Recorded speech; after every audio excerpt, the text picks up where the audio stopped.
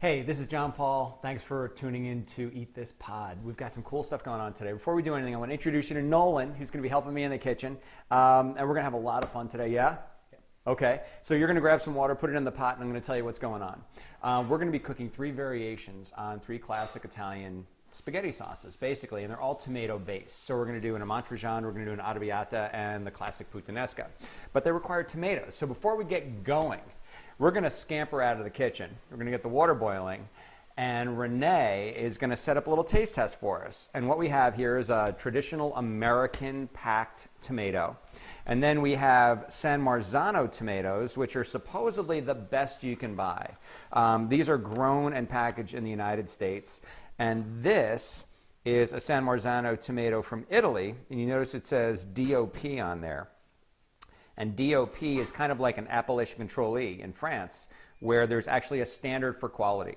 So we're going to see if these are worth the price. This can was about $3. These cans were about $3.99. This was $5.99. So we're going to see, does it make a difference?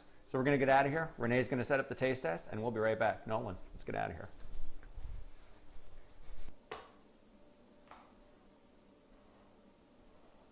We're ready to go, all right? We've got our tomatoes laid out. I have an incredible tasting panel. I have the lovely Miss Leslie, your spoon, my dear. Thank you. We have Nolan, who we've already met. And me, and we're going to jump in. We're going to try it. We're going to see what we think. So, jump in.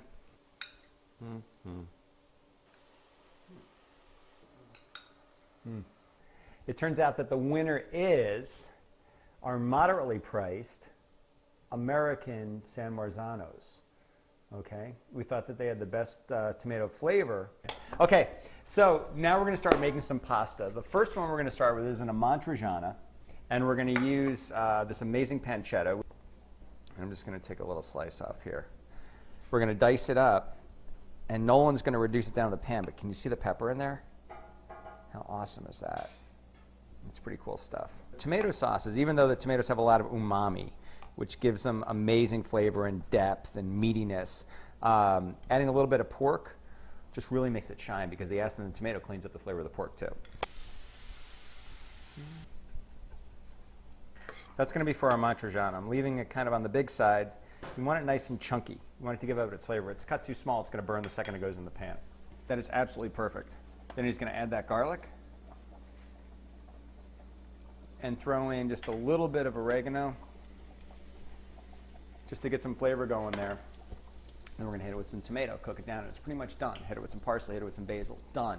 The next sauce we're going to do is very similar, and the star ingredient, red pepper flake. This is called arrabbiata, which means the aggravated or the angry sauce. It's aggravated and angry because it's got red pepper in it. But it's a simple, basic tomato sauce. It's just got a little bit of fire to it. And he's pretty much going to build it the same way. Start with the olive oil. Add the garlic. Add the pepper flake.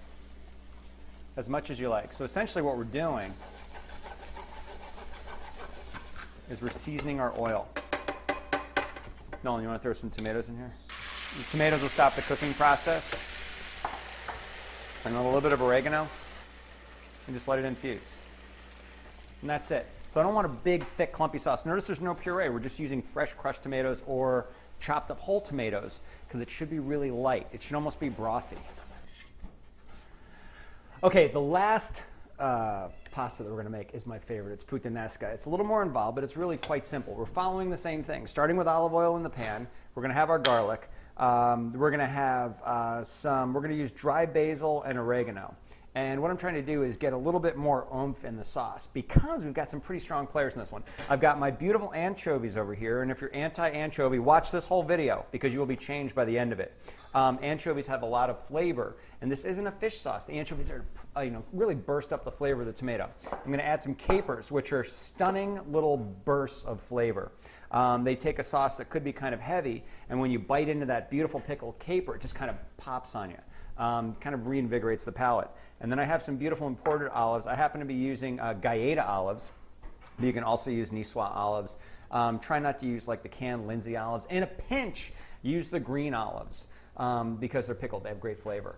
but this is my favorite. And I can kind of do this ahead of time and get a little mix and just take my olives. These are already pitted, which makes them very handy. And we're actually going to sweat these down a bit so that they have great flavor. And then capers.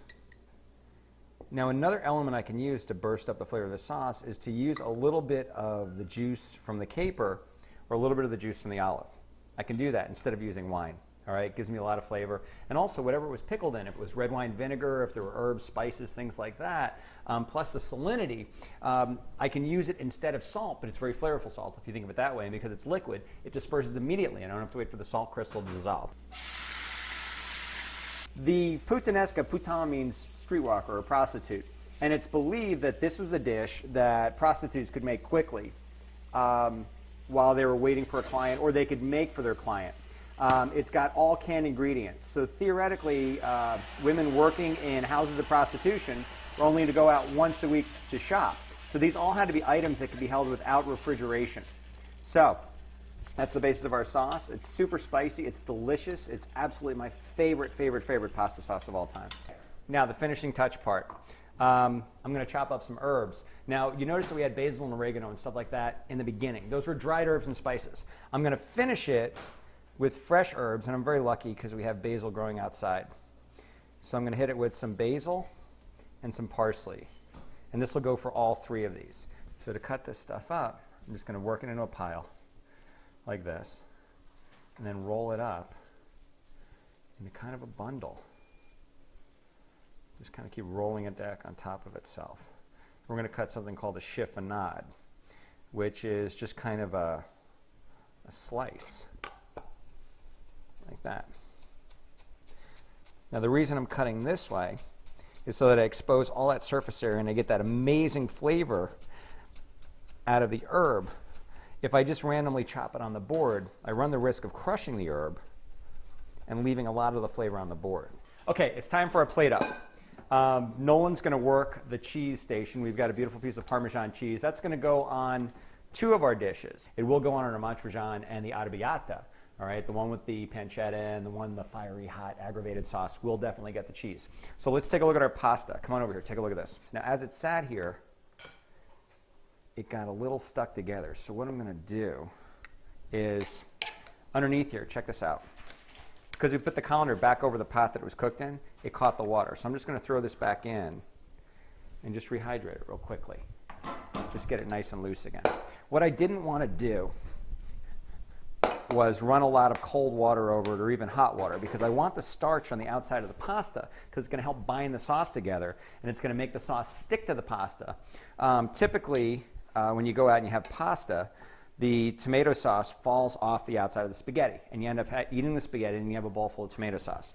But by doing this technique, everything will stick on the pasta. And we're actually going to put the pasta in the sauce. Now this is a very Italian thing, because in Italy, they actually cook the pasta in the sauce a little bit. And that makes the sauce part of the pasta, instead of having a big bowl of pasta and dropping the pasta sauce on top. It's time to eat the Matriciana. Very nice. The angry or aggravated sauce. It's nice and spicy, as spicy as you want it. Beautiful puttanesca. My favorite. I like this sauce a little bit on the looser side, because you've got a lot of strong flavors in here.